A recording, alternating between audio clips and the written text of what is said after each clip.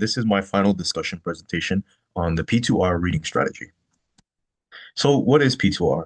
The steps include preview, read actively, and review.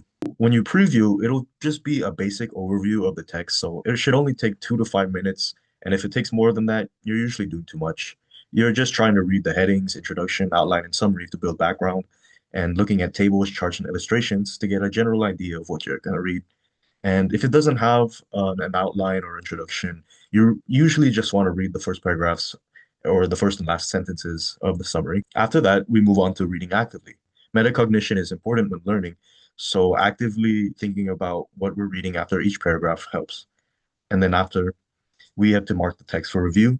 So highlighting is preferred over underlining because highlighting focuses on the text itself rather than what's underneath it. And then taking notes. So this is another form of active engagement. We can jot down information and writing headings and important information as well. So the headings allow us to organize our notes with important information underneath the headings. Then we move on to review. These questions are based on the headings of the text, so this allows us to quiz ourselves. And the using questions / review at the end of the chapter.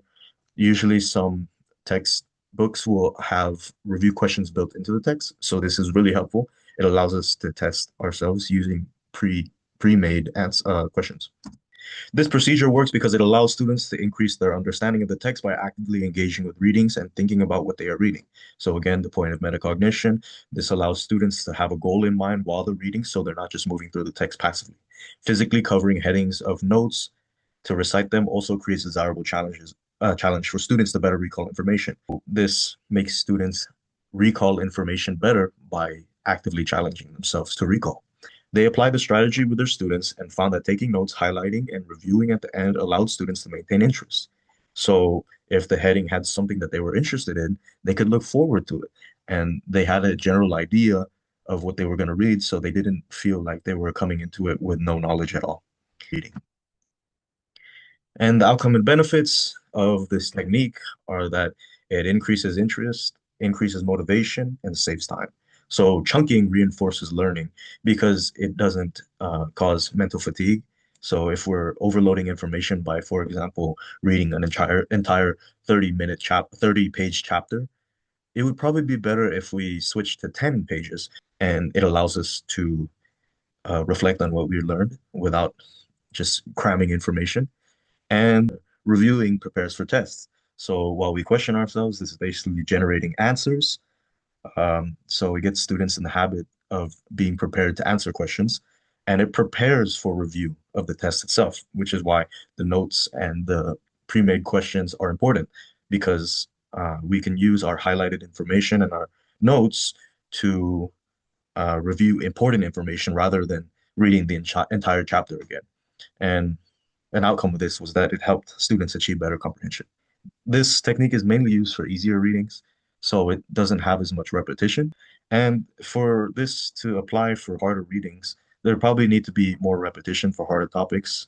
This could probably mean creating more notes from the notes they made themselves. This creates a challenge for students by having them remember what they took notes of instead of just passively reading their notes again. Peer comparison can also help students realize if they also mark the same important information, and it allows for any missing information to be touched up on again. Maybe students didn't realize that they didn't study a certain topic enough, so this could help. And creating flashcards for others to test your understanding. Again, this is creating a challenge. You can have somebody test you with flashcards that you have made so that you're able to prepare for a test and also have better information recall when thinking of concepts, which can help when writing essays.